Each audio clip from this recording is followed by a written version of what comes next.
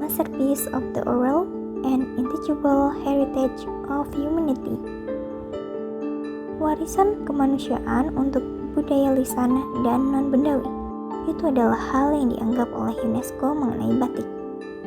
Batik adalah sebuah karya budaya yang lahir dari kemampuan tangan manusia, menyatu dengan kearifan lokal dan menembus peradaban dunia. Secara etimologi, kata batik berasal dari bahasa Jawa, batik atau batikan yang bermakna menggambar atau menulis. Istilah ini mulai muncul dalam sumber-sumber tertulis Jawa pada abad ke-16 Masehi dan semakin dikenal dunia setelah Thomas Stamford Raffles menuliskan proses membatik dalam bukunya, yaitu The Story of Java pada tahun 1817. Namun, jauh sebelum itu, batik sudah menjadi tradisi turun-temurun. Setiap keluarga memiliki motif khas yang mencerminkan identitas mereka. Dalam lingkungan Keraton Yogyakarta dan Surakarta, beberapa motif bahkan hanya boleh dikenakan oleh keluarga bangsawan. Status sosial, harapan hidup, dan doa tersirat dalam setiap lekuk garis malam yang ditorehkan. Di era modern, batik pertama kali diperkenalkan ke panggung dunia oleh Presiden Soeharto ketika ia mengenakan batik pada konferensi PBB. Kini, batik bukan lagi simbol formalitas atau usia, melainkan bagian dari gaya hidup sebuah kalangan. Pembuatan batik dimulai dengan mencuci dan menghaluskan kain mori. Setelah itu, motif digambar menggunakan pensil, lalu ditorehkan malam panas. Malam inilah yang merintangi bagian tertentu agar tidak menyerap warna saat pencelupan. Proses ini bisa diulangi berlapis-lapis untuk menghasilkan corak rumit dengan banyak warna. Ada 3 jenis utama batik berdasarkan teknik pembuatannya. Pertama, batik tulis menggunakan canting. Pengerjaan menorehkan malam mengikuti pola yang sangat detail. Prosesnya memakan waktu 2 hingga 3 bulan. Kesabaran, ketelitian, dan kepekaan rasa seni menjadi kunci utama. Kedua, batik cap menggunakan stempel dari tembaga yang memudahkan pengulangan motif dan mempercepat produksi. Meski lebih cepat, penggunaannya tetap membutuhkan keahlian agar hasilnya rapi dan tidak melebar. Ketiga, batik lukis. Bentuk paling bebas menggunakan kombinasi canting dan kuas layaknya melukis di atas kanvas. Pengerjaannya relatif cepat, namun kreativitas menjadi penentu utama. Proses pencelupan warna dulunya merupakan tahap paling rumit. Pewarna alami dari tumbuhan seringkali tidak konsisten dan membutuhkan pencelupan berkali-kali. Saat ini, pewarna sintetis banyak digunakan karena lebih cepat, namun memunculkan tantangan lingkungan. Karena itu, beberapa pengrajin kembali memilih pewarna alami demi keberlanjutan budaya dan alam. Di antara banyak daerah penghasil batik, Malang memiliki kekhasannya sendiri.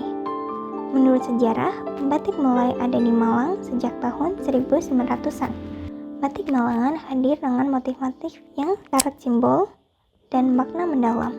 Salah satu motif paling terkenal adalah Malang Kucecwara. Motif yang telah memiliki hak paten, motif ini memuat 7 simbol utama, yaitu Tugu Malang, mahkota, rumbai singa, bunga teratai, arca, sulur-sulur, dan insen belah ketupat. Pertama, Tugu Malang.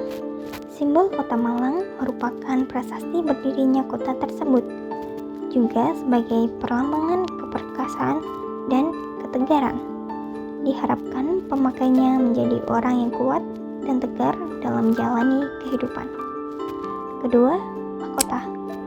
Kesimbolan mahkota Raja Gajayana yang pernah membawa Malang mencapai puncak kejayaannya.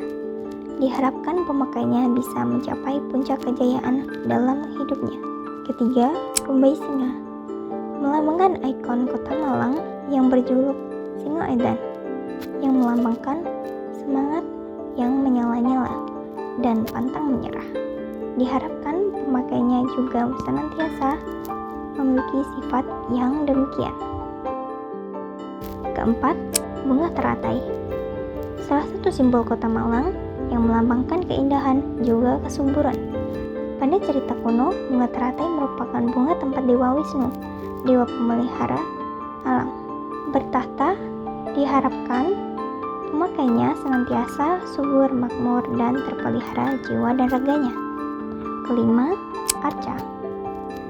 Perlambangan kekayaan khasanah Kota Malang yakni Candi Singosari yang pernah menghantarkan Malang menjadi salah satu kekuatan dunia di Nusantara pada masa silam. Diharapkan pemakainya senantiasa berjaya.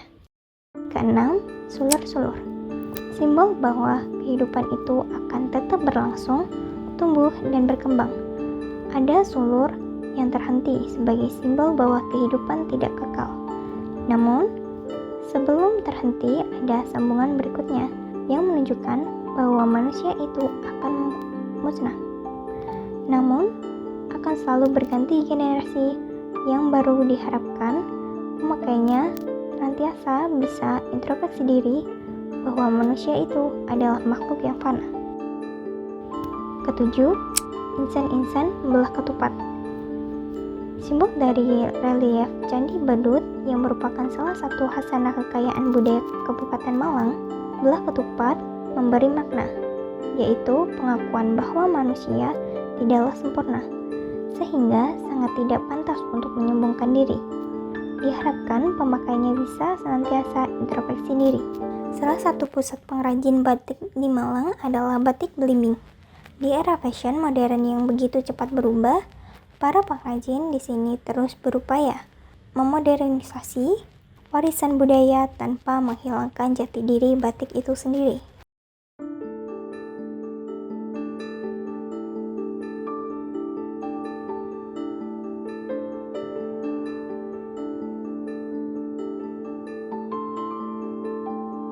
Assalamualaikum warahmatullahi wabarakatuh. Perkenalkan, nama saya Aulia Rismawati. Di sini saya sebagai pengelola dari Batik Belimbing Malang. Batik Belimbing Malang berdiri sejak tahun 2010 yang diawali dengan adanya kegiatan PKK dari Kelurahan Belimbing dan difasilitasi oleh Kelurahan Belimbing untuk meningkatkan potensi SDM dari anggota PKK tersebut untuk membuat batik tulis Malangan. Dari situ kami mengawali usaha ini secara mandiri.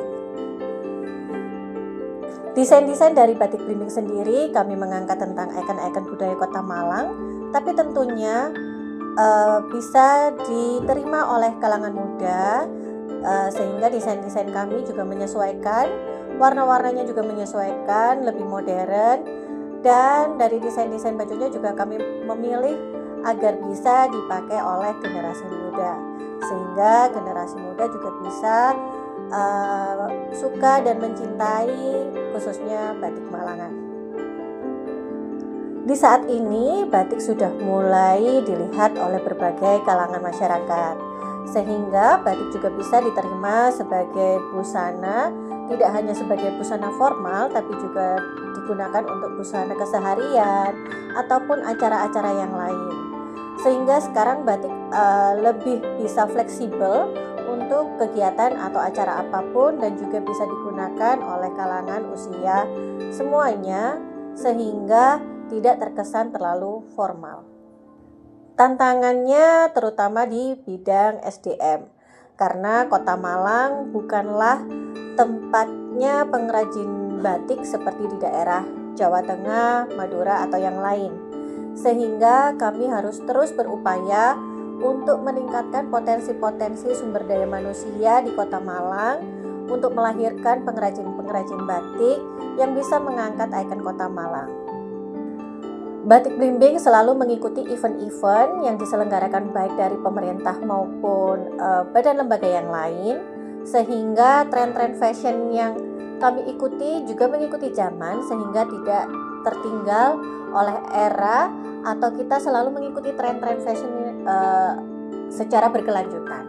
Jadi batik Belimbing juga dilihat lebih modern.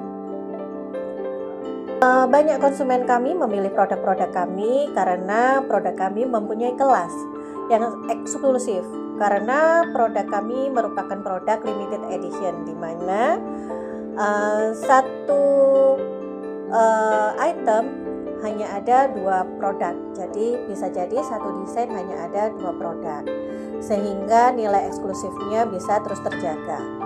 Mengapa konsumen kami memilih batik blimbing? Terutama juga dilihat dari desain-desainnya lebih modern dan sudah pasti memberikan pesan bahwa di Kota Malang ini juga banyak sesuatu yang bisa kita angkat menjadi ikon-ikon Kota Malang dan diaplikasikan ke dalam batik. Batik Blimbing Malang selalu berupaya dan selalu konsisten dalam mengembangkan budaya, khususnya budaya batik. Di sini kami selalu mengedukasi baik dari usia dini hingga masyarakat umum mengenalkan tentang batik-batik, khususnya batik lokal Kota Malang, sehingga masyarakat bisa aware dan bisa selalu melestarikan batik hingga kancah internasional. Untuk SDM dari batik blimbing sendiri, kami mengutamakan dari warga masyarakat sekitar yang awalnya juga kita latih dulu agar menjadi tenaga profesional, sehingga kami juga ikut mensejahterakan perekonomian masyarakat sekitar kami. Terima kasih kepada Batik Blimbing Malang yang telah berbagi cerita. Melalui mereka, kita melihat bagaimana batik bukan sekedar kain, tetapi identitas bangsa, perjalanan sejarah, dan cermin budaya yang terus berkembang.